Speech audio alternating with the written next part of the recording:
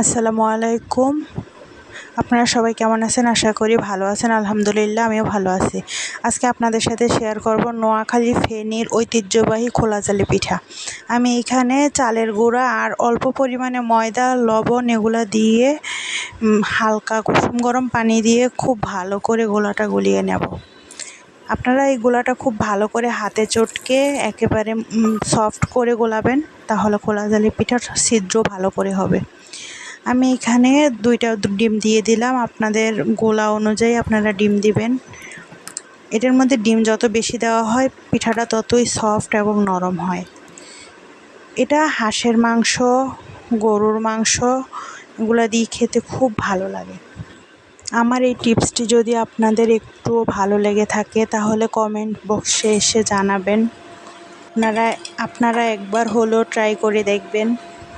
এটা চিতই পিঠা থেকে এই পিঠাটা খেতে ভালো লাগে, কারণ এটা নিচের দিকে একটু মশমশা থাকে।